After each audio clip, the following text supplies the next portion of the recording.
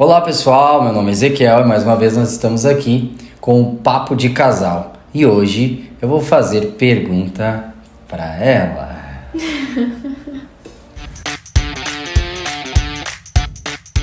Olá pessoal, meu nome é Rayene e eu vou responder as perguntas dele. Ou tentar, né? Ou tentar, claro. Vamos lá, gente. A gente sabe que conversão ou se converter é um ato que exige muitas coisas, inclusive negar a si mesmo e tantas outras coisas que a gente precisa fazer. A minha primeira pergunta para ela é: fala um pouco sobre a sua conversão. Como foi? Foi difícil. Foi muito difícil porque eu achei que quando a gente, eu tivesse uma vida com Deus, seria mais fácil, mais leve, seria tudo mais fácil. Tudo que eu quisesse acontecia, tudo certinho, as bênçãos vindo, que era o que eu via na televisão, né? Só que, meu Senhor, completamente o contrário. Mas olha, é difícil. E como que tu conheceu o Evangelho? Como tu começou a conhecer o Evangelho? Porque tu tem uma história também no catolicismo, né? Tem. Então, como que foi esse divisor de águas entre o catolicismo e você vir a conhecer o Evangelho de verdade? Quando eu era pequena, minha mãe me levava na igreja, eu era coroinha, eu ficava lá no meio do povo. Coroinha é o que usa coroa? Não, é aquele pessoal que fica lá em cima ajudando os padres, sabe? Ah, interessante. Eu ficava lá. Eu tava no grupo jovem, eu fiz até retiro. Oi. Ali olha eles coroinhas. Viu? Aí eu comecei a conhecer realmente através de uma amiga minha. Mas como, assim, vamos falar um pouquinho dessa parte. O que tu sentia quando tu fazia parte, assim, que idade tu tinha? Eu era bem pequena. Tipo, que idade, mais ou menos? 9, 10 anos. E o que tu sentia quando tu estava lá, assim? O que tu via de diferente, tanto em você como nas outras pessoas, na tua mãe? Nós não estamos aqui para falar contra o catolicismo romano, né? Nós estamos aqui para falar de experiências, de nossas experiências e do que a gente viu ao decorrer da nossa vida. E eu queria saber de você, o que você sentia lá? Você via alguma coisa diferente? Você sentia que aquilo te levava mais perto de Deus? Como você explica para nós? Na verdade, eu via aquilo como uma segunda escola, que era a mesma coisa. Que tu subia lá, daí tinha os livrinhos com caderninho que tu fazia as atividades, aí davam nota pelaquilo, aí eles ensinavam a gente a rezar na igreja. E esse rezar era o quê? As orações, tipo Ave Maria, Pai Nosso, essas aí, e a se confessar também, tinha que se confessar pro padre de vez em quando. Daí tu entrava lá, ia todo mundo, daí era numa salinha lá atrás, daí tu entrava um por um lá, ele falava, daí tu contava tudo pra ele dizia, reza tal e tal oração, daí tu ia lá na frente, no altar e rezava e tu podia ir embora. E assim, eu não fiz parte dessa galera que vai olhar nós, eu não fiz parte de catequese, de coroinhas, essas coisas assim. Então, eu sou um pouco leigo nisto, então eu vou perguntar a ela. Tu sentia algo diferente? Não, na verdade, eu vejo isso hoje com muita obrigação. Tipo, como se tu estivesse na lei. Era mais uma lei, tu não podia comer carne. Aí tinha o dia de ramos lá, que tu tinha que ir pra igreja com um raminho. Tinha que ir com aquilo e deixar pendurado na tua casa. Foi como a entrada de Jesus a Jerusalém, eu acredito, né? Sim, foi. Aí tinha um dia da vela, que tinha que levar uma vela. Eram umas coisas assim. Daí tu ia pra igreja, eu não via muita graça, né? Tanto que eu não gostava de ir. A mãe que me obrigava a ir. A gente fala, isso são meio que dogmas, né? E isso foi impregnado dentro da igreja desde Constantino, né? Então, esses dogmas, gente, para quem está nos assistindo, não salva ninguém. É a mesma coisa que uma religiosidade. Por exemplo, uma pessoa que antigamente, né, tinha muitas igrejas, ainda tem hoje, que tipo diz assim, você não pode cortar o cabelo ou você tem que andar de saia. Isso são dogmas, é uma religiosidade dentro da igreja. E pessoas, às vezes, muito acreditam nisso, que isso realmente vai salvar. Inclusive, desculpem, a indulgências, né? Gente, só para vocês entenderem, nós estamos falando contra a Igreja Católica, nós estamos falando da realidade, o que realmente aconteceu com você e qual a diferença disso. No final nós vamos chegar qual a diferença disso hoje. A terceira pergunta é: qual a maior diferença na sua vida após a conversão, boa e ruim? Boa, que eu me sinto mais leve. Não sei, eu me sinto melhor, mais leve, mais tranquila. Mas ao mesmo tempo vem aquele... não sei te explicar, vem tipo... tudo aquilo que a gente passou, aquele caos, aquela loucura, é difícil, daí tu não entende, o negócio tá ali pra dar certo, mas não dá. É muito difícil. Gente, tem muita gente que cai em enganos, né? Não é a tua vontade. Exatamente. Né? Tu faz a vontade dele, né? Daí, tipo, tudo que tu quer fazer não é aquilo, não dá certo. Aí quando tu começa a seguir a vontade dele, o negócio começa a fluir.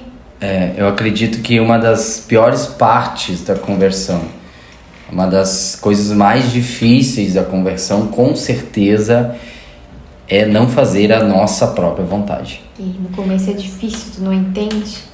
Porque tu segue, eu costumava dizer pra ela, tipo assim, eu sou sempre um cara trabalhador, batalhador, que eu coloco aquilo na minha cabeça e eu vou até o final e eu não desisto. Só que quando tu tá servindo a Deus, não é do jeito que você quer, não é da maneira que você quer. E aí também cai no conto de fadas de pregações, que muitos hoje, né, são os pregadores coach que falam que entrando na igreja, tua vida vai melhorar, tudo vai mudar e você vai ter uma casa nova, você vai ter um carro novo, você vai ter uma vida. E tipo, aí quando você entra e você realmente serve a Deus de verdade, você vê que não é bem assim. Que Deus te prova, que a própria Bíblia está escrito que Deus açoita aquele que Ele ama, que Deus prova quem Ele ama. Então aí tu começa a passar por provações e lutas e muita gente até desiste, né? Muita gente até desiste por conta de coisas que não aprendeu, que não entendeu. Não era o que imaginava que ia ser, né? Tu imagina um negócio e quando realmente acontece é totalmente diferente. É totalmente diferente. Deus não é óbvio. A gente sempre está falando aqui, Deus não é óbvio. O dia que um teólogo me explicar como que Deus abriu o mar vermelho, como que Deus fez o homem soprando em suas narinas, o dia que um teólogo me explicar como que Deus fez o mundo, aí eu vou aplaudir e vou entender que Deus é mais lógico do que eu imagino. Mas Deus não é lógico. Em nada Deus é lógico. Uma virgem concebida em um espírito. Não existe lógica com Deus. Não. Nada é lógico. E a gente precisa aprender. Falando em espiritualidade, como você se sente espiritualmente? Você está me contando que você viu já um demônio. O Zé Pilintra, no caso, né? Eu não sabia que era só... Pelas características que tu me falaste, era isso. Então me conta pra nós um pouco dessa experiência que você teve antes da conversão, né? Foi antes da conversão. Foi. É que eu não me assustava quando eu via, né? Eu só... Mas como que era? Como que você começou a ver? Tipo, começou quando eu tava trabalhando, daí eu ficava sozinha numa sala. Não, na verdade, bem antes, só que nesse dia é o que eu mais lembro. Porque a porta estava aberta da... Só interrompendo, gente. Ela sempre me dizia, sai de trás de mim, não fica atrás de mim. E eu não entendia muito por que isso, sabe? É que me incomoda. Mas agora vai explicar. É que, tipo, eu ficava numa mesa, tipo essa aqui, de frente pra porta. Aí a porta tava aberta. Não sei por que eu acho que aconteceu algum problema com a porta. Aí eu vi, tipo, uma sombra de alguém entrando e eu olhei. E quando eu olhei, era ele. Na verdade, era tudo de Como preto. Que era? Era tipo como se fosse uma sombra, só que todo de preto, de terno, sapato e um chapeuzinho. Pro lado, assim, meio puladinho, assim. Aham. Aí ele veio na minha direção, deu a volta na minha mesa e ficou do meu lado aqui atrás. Aí ficou. Aí eu olhei. As pessoas às vezes não acreditam no mundo espiritual. Isso que ela está contando, ela ainda não era convertida, não tinha se convertido. Então, antes dela se converter, ela já havia tido essa experiência e que o mundo espiritual existia e era real. E aí, eu não entendia, que ficou parado atrás de mim. Daí eu olhei pra trás e disse, tá, vai ficar parado aí me olhando? Sai daí, não gosto de ficar atrás de mim. Ela sempre dizia isso, eu não gosto de ficar atrás de mim. E ficou ali, incomodando. Daí eu não lembro o que aconteceu depois, acho que o telefone tocou, eu fiz alguma coisa e não lembro mais. Mas não foi só uma vez, né? Não foi só uma vez. E sempre atrás de mim, por isso que me incomodam.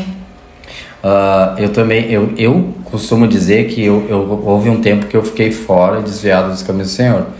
E eu creio que, se não foi possessão, era uma opressão, mas que o demônio que também me rodeava era o Zé Pilintra. Até podemos pesquisar, né, e ver o que isso quer dizer, mas era o demônio que me rodeava, assim.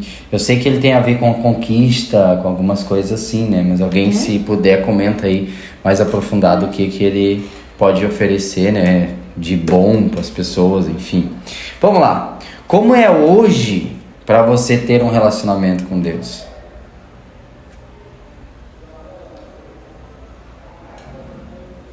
Eu acho bom. É meio complicado, porque tem que seguir, né? Tem que orar, tem que manter sempre tua espiritualidade dia após dia. Dia após dia, tem que orar, tem que buscar, sempre buscar. E às vezes a gente foge um pouquinho, né? E eu sou esquecida, né? Então de vez em quando eu esqueço. Daí eu lembro, daí eu sinto bastante também que eu tenho que, de vez em quando vem aquele estalinho, vai ler lá o devocional que eu tô fazendo, ler a Bíblia, ora, daí eu boto um louvor quando eu tô no carro. Daí, de vez em quando eu oro, eu sempre peço pra me ajudar, porque, né, eu sou barbeira, né, então eu peço pra cuidar de mim, do carro, pra não acontecer nada. E nunca aconteceu nada, e eu sempre... E você tornou a ver de novo esse demônio? Nunca mais vi. A outra pergunta pra você, como está a sua fé hoje? Tá bem melhor do que estava antes. Antes eu acho que eu nem tinha fé. Só choro. Só choro e lágrimas. Agora sim. Vamos lá. O que você pensa daqui pra frente mediante a essa nova vida, a essa transformação de vida? O que você pensa daqui pra frente? Eu acho que tem alguma coisa boa para acontecer, que a gente tá num processo, né? Por isso tão difícil, que acho que depois que passar esse processo vai vir alguma coisa boa pra gente fazer. Eu acho. Amém. Que Deus abençoe. Sim.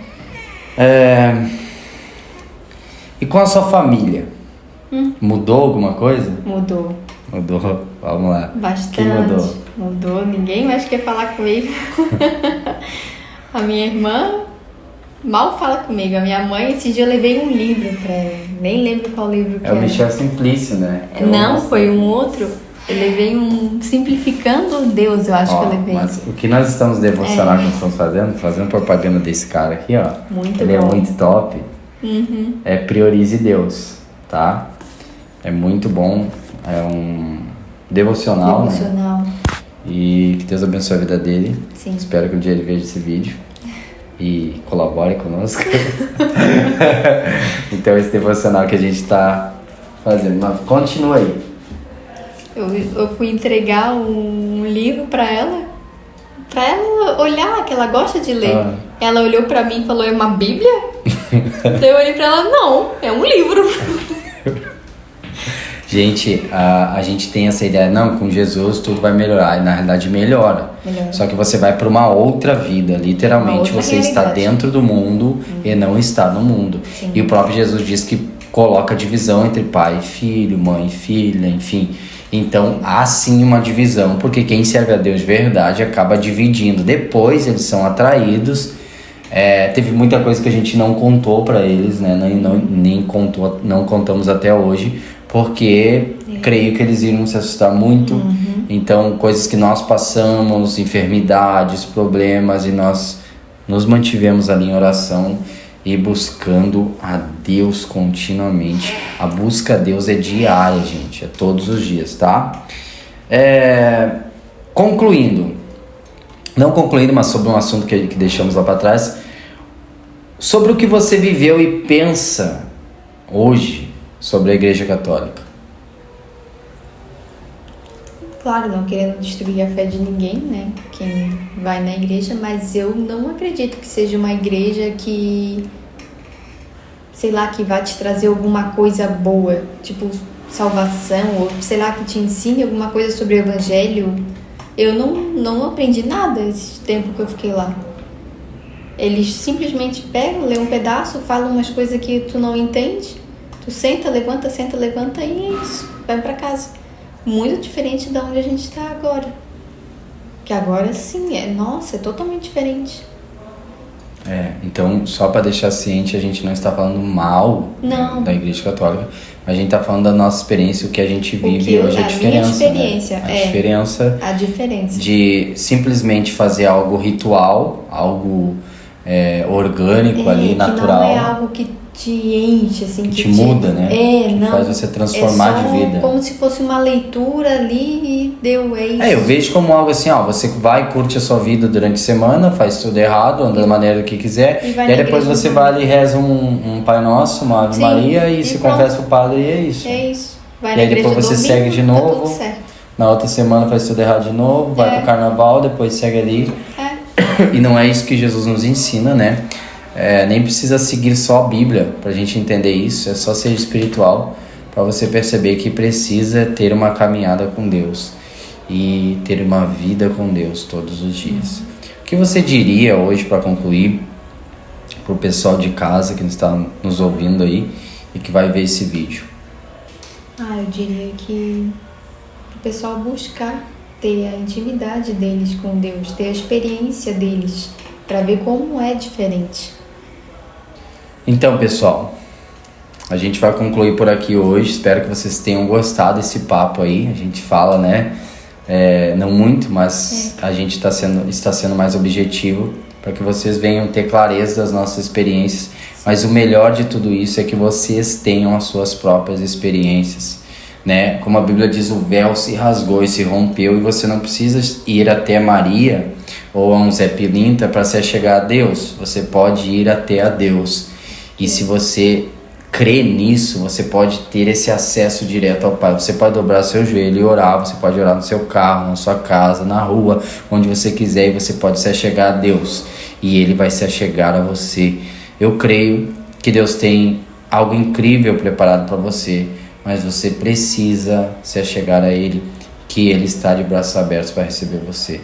Crê em Deus, confie nele, se achegue a Ele. Busque a sua própria experiência com Deus. Ele é real, Ele existe e te ama. Que Deus abençoe a sua vida, que você possa seguir a gente, curtir nosso canal. Espero que você tenha assistido até o final e que vocês gostem de nós aí, tá bom? Nós é o Papo de Casal. Tchau, gente. Tchau.